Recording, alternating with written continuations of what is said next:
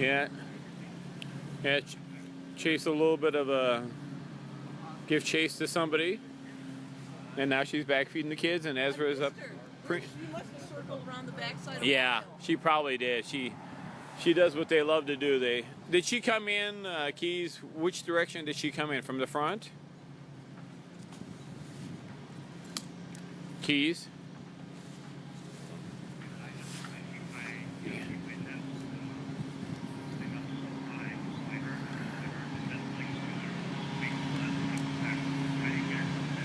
All right, so do you know if she came in from the front or from the fledgledge?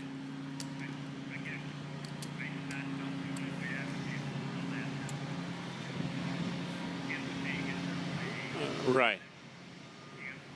Okay, well, yeah, that's true. Or you can ask the chatters if anybody was watching on Cam 2 and see if she came in the front, because if she did, then she snuck in on us. She did what Ezra does. Instead of coming in through the corridor across the athletic fields, she went down and circled around behind Biotech and Weil and looped around the front of Weil here. And we wouldn't have seen her because of the trees. She's a sneaky chick.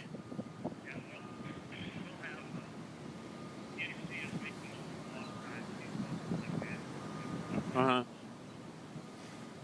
Well, yeah, it's better than walking the hills of Cincinnati, right?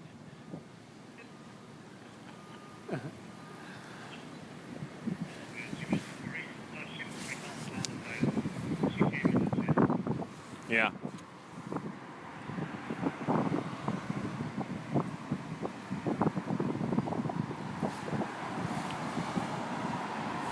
All right, so the kids are there, getting fed. Ezra's still up on the throne.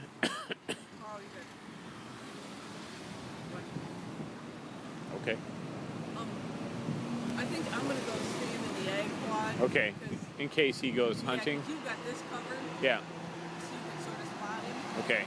I'm blind if he goes down that way. Got it. That way, if he does go down, maybe I see him and you can. Yeah, and you can see him from the ag quad, right up on the throne. Yeah. Awesome.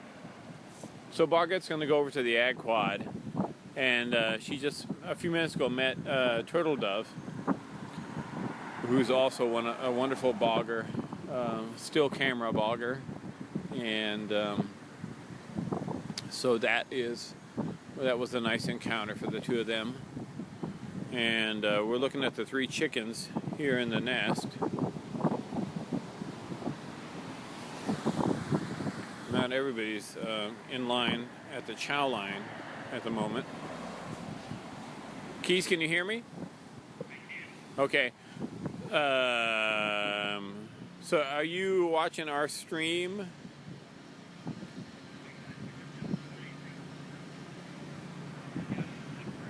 Got it.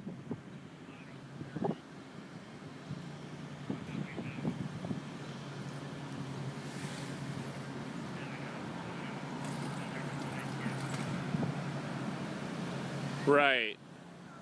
Well, that's pretty busy. I mean, one-eyed cats and fish stores are traditionally pretty busy creatures, but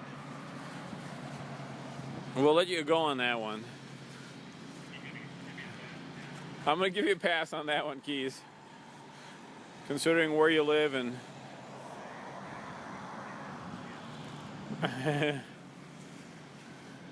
yeah. Alright, so we have... so everybody's kind of lining up now for food.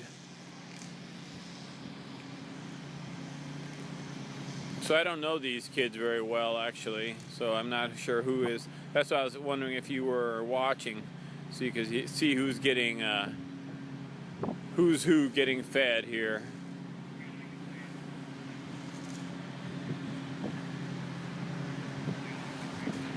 Yeah, so back on your camera, back left, who's that?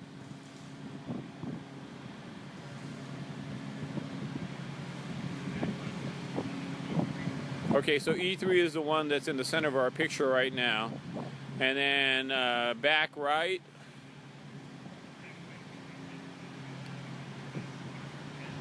Okay, so on our picture, the far right chicklet is E2, they believe. So the one that we don't see, which is next to Mom, front left, I guess, that would be E1.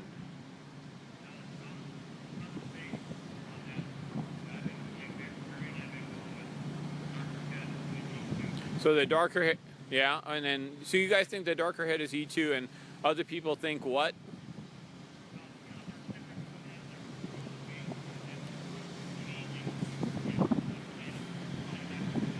Yeah, I know. Who's who?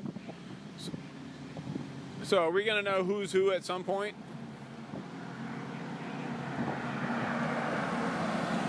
All right. So I just look for the colored bands on their legs to distinguish them.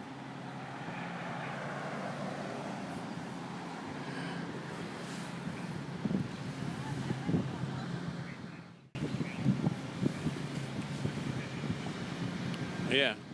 E1's not doing much if that's E1. He's just kind of like hanging there, or she. Oh, he did. So E2 is E2 came back into the chow line a moment ago, and he's getting fed pretty well there in the yeah.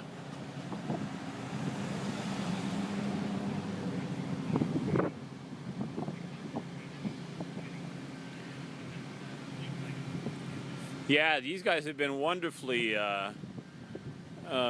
nice to each other, cleaning each other up and all that sort of stuff. So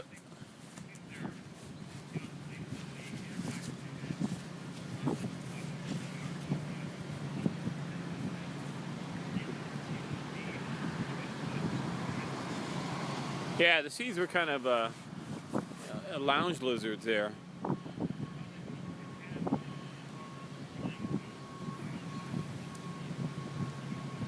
Yeah.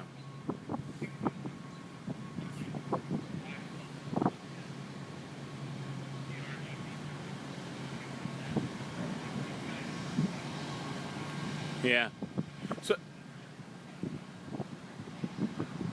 So what you're saying is that that this nest, this year especially, there's been a lot of small bird interaction at the nest, and the kids are really tracking on that for whatever reason, either just to see the birds or see how Mom and Dad interact with the smaller birds, or just tracking the birds flying or being mock mobbed. They're getting a lot of small bird experience, aren't they?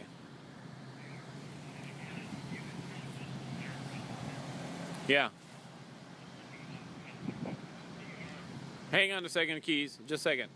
I'm going to put you on the phone. Do you mind? Yeah, you can explain what you're saying to us. Go ahead. You're on. Well, as I was explaining, Karel, the E's have witnessed VREZ taking a very, very close, aggressive attention to the starlings. And I think, based on that, that's caused them to likewise, focus their attention to the starlings. And I've watched them very early in the morning, peeking over the side of the nest again. And VR is attentive when she's leaving. They're usually like peeking over the side also. We've seen a lot more of that. So I think this year, all of the starling activity has really helped, the E's. I think it helped them long term, as they learn how to hunt.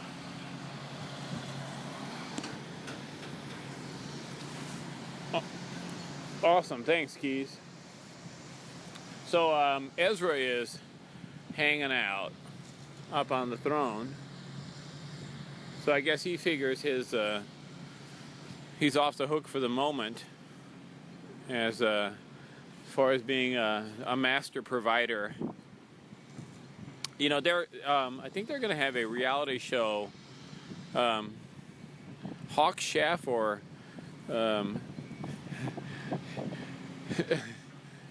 Hell's Pantry, something like that. I'm not sure what it is going to be on one of the networks. And I think Ezra is going to be the host of the show, but it'll be interesting to see what happens there. They'll be preparing sparrow and snake and all those kinds of good things.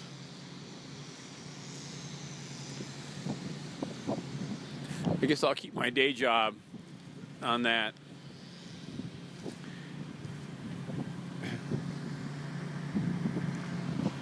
Anyway, we're sort of in pre-flight season training here. We're kind of getting the some of the jokes warmed up a little bit, doing some trial runs here, you know, and seeing whether or not the Dr. Scholl's are going to work out for us and all that kind of thing. So if you guys want, we can switch up to have a look at Ezra, because Ezra is still, good morning, Ezra's still hanging up on the throne. So let's have a look and spiral our way up into the clouds.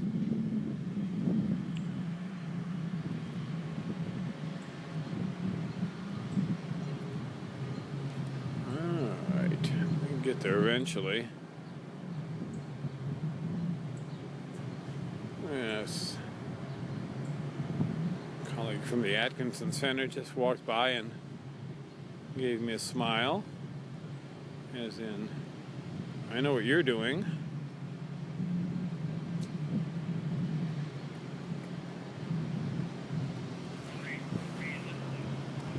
Yep. Dad's not too concerned, you can see.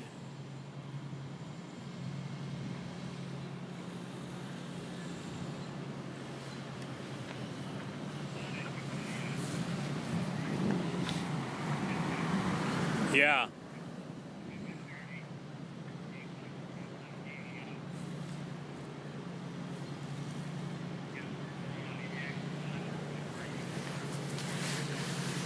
Yeah, we're actually happy that he's that we did not find him off at Kite Hill or any of that area this morning, because our personal feeling is that these guys ought to stay away from Campus Road and 366 and just really do haul these kids over here to plant sciences and stuff like that. So anyway, the road closure is in effect, and it is causing a little bit of havoc for the folks who work here. We mentioned earlier that the westbound lane coming down is open, and so the buses will do the normal thing, except the stops are, well, they're okay. Those stops are normal, but the eastbound lane is completely disrupted for people who have to walk and work over here, because the closest you can get off on the bus now is down at Uris Hall, and then you go up to Garden Avenue, turn south there, go over to Campus Road, and you can get off at Bartell's, or you can go all the way up to Wing Drive, or go all the way up to the vet school. But you can't get off on Tower Road other than at the vet school. So everything here, basically, this whole mile stretch of, or half mile stretch of Tower Road is hard to get to if you're a bus taker. There's the parking next to the athletic field, so if you got a spot there and you can get there, then you can either walk down here to the decrepit greenhouse and get on the sidewalk, or you can go all the way up to Wing Drive and get on the sidewalk up there to come onto this side. So they've got fencing all the way up and down Tower Road blocking the sidewalks off, so there's no crossing the street essentially. So it's just the way it is, and it's going to be, hopefully get done. It'll be beautiful in the end, and probably worth it. But in the meantime, people are going to have to really figure stuff out, including the boggers. So we can show you some of the, you probably have seen it on the camera already. The road's closed, and there's some dump trucks up there, and they got some heavy equipment already. And all the staircases from the parking lot are blocked off, and there's the sidewalks are closed. You can see the buses coming down from the east, but all of those sidewalks are rerouted and fenced off on this side, and the other side are inaccessible. So basically, it is what it is.